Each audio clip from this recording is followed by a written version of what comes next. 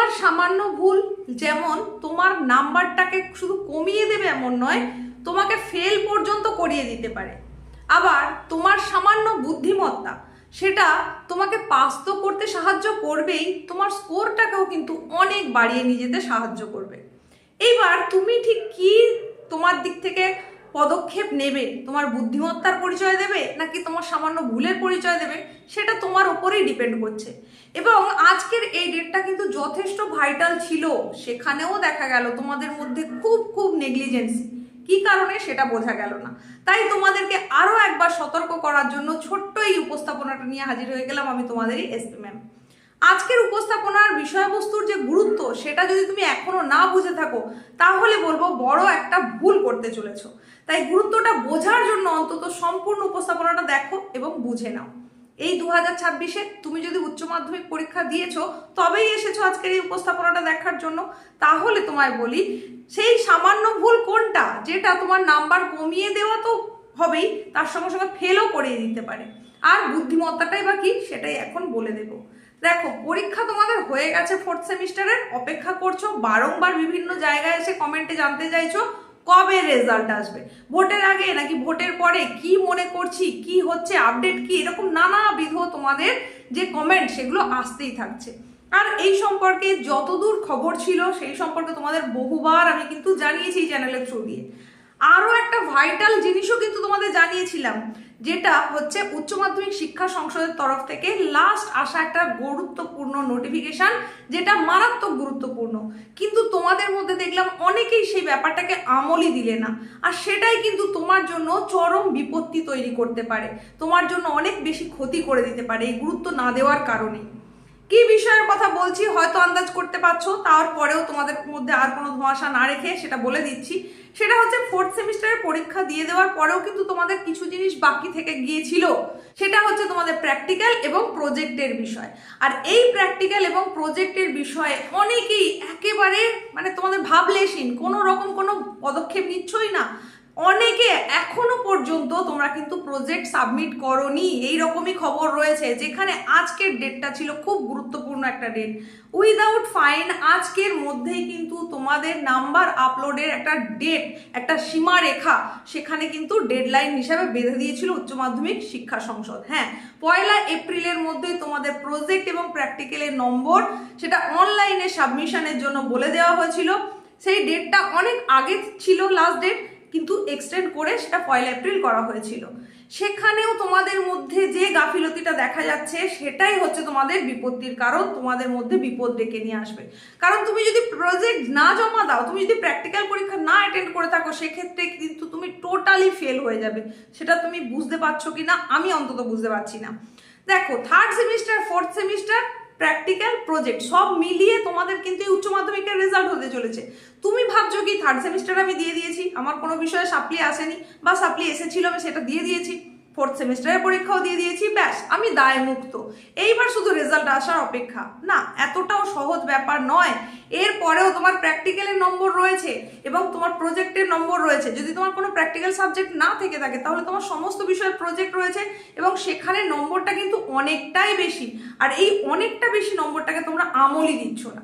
20 নম্বরের প্রজেক্ট, যেখানে 20-তে 20 হামেশাই অধিকাংশ জন কিন্তু পাচ্ছে, 18 তো অতি অবশ্যই দেওয়া হচ্ছে, 18, 19, 20 পর্যন্ত কিন্তু দিয়ে দেওয়া হচ্ছে। যারা একটু ভালো এই রেগুলারিটি বজায় রাখে, ভালোভাবে প্রজেক্টটা করেছে, তাদেরকে তো 20-তে 20 অতি অবশ্যই দেওয়া হচ্ছে। আর না হলেও মিনিমাম অন্তত 17 দেওয়া হচ্ছেই, শুধুমাত্র সাবমিট করলেই। আর এখানটা যদি তুমি গাফিলতি করো তাহলে 17 নম্বর তো দূরের কথা, তুমি কিন্তু ফেলও হয়ে যাবে। আর যাদের প্র্যাকটিক্যাল, সেক্ষেত্রে বলি 30 নম্বরের প্র্যাকটিক্যাল, 30 নম্বরের প্র্যাকটিক্যালে কিন্তু অধিকাংশ জনকে 28, 29, 30 দিয়ে দেওয়া হয়। খুব কম জন আছে যারা 20-র নিচে পায়ই না, প্র্যাকটিক্যাল পরীক্ষায় 20-র নিচে পায়ই না কোনো স্টুডেন্ট, কিন্তু সেখানেও তোমাদের উপস্থিতি নেই। তাহলে এই নাম্বার যদি অনলাইনে সাবমিশন না হয়, তোমার কিন্তু টোটাল গোটা বছরটাই ল্যাপস হয়ে যাবে। হ্যাঁ, কারণ তোমাকে ফেল বলে চিহ্নিত করা হবে।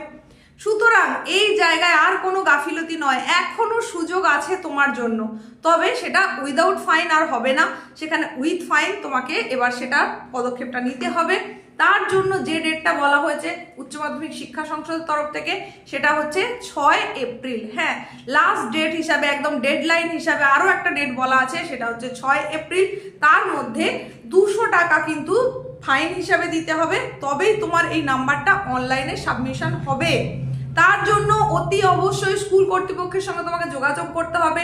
তোমার কটা প্রজেক্ট জমা হয়নি বা কি বৃত্তান্ত সেই সম্পর্কে কথা বলে নিজেই সিদ্ধান্ত নাও এখন তোমার কি করা উচিত। তুমি এই যে এতগুলো দিন ধরে পড়াশোনার মধ্যে রইলে টোটাল ফেল হয়ে যাওয়ার জন্য নিশ্চয়ই নয়। অনেককে দেখা যাচ্ছে তারা বেড়াতে চলে গেছে কোনো রকম প্রজেক্ট জমা না দিয়ে।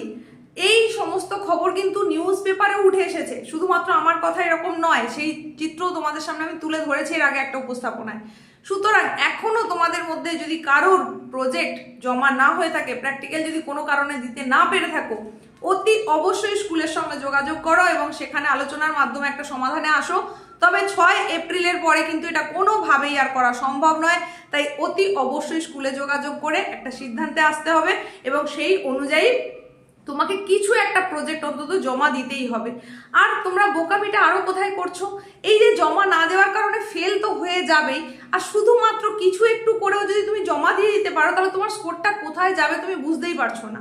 20 নম্বর করে প্রজেক্ট, আমি যদি 5টা সাবজেক্টও ধরে নিই তাহলে 5টা সাবজেক্টে সেখানে 100 নম্বর, 6টা যদি হয় আরো বেশি, তাহলে এই 100 নম্বরের মধ্যে তুমি গড়ে ধরে রাখো যদি 17-18 করেও যদি তোমাকে দেওয়া হয় তাহলে সেটা কোথায় গিয়ে দাঁড়াচ্ছে, নম্বরটা কত বেশি হয়ে যাচ্ছে। আর প্র্যাকটিক্যালের ক্ষেত্রে এই নম্বরটা তো আরো অনেক বেশি। সুতরাং তোমাদের যার যার এখনো পর্যন্ত এই প্রজেক্ট জমা হয়নি বা যার যার প্র্যাকটিক্যাল এখনো সাবমিট করা হয়নি বা প্র্যাকটিক্যাল পরীক্ষা তুমি অনুপস্থিত ছিলে, অতি অবশ্যই স্কুলের সঙ্গে যোগাযোগ করো। তোমার এখন কি করণীয় সেটা জেনে নাও, কি সাবমিট করতে হবে, কি তার জন্য তুমি করতে পারো সেগুলো করে নিয়ে অতি অবশ্যই 6 তারিখের আগে কিন্তু তোমাকে জমা করতে হবে।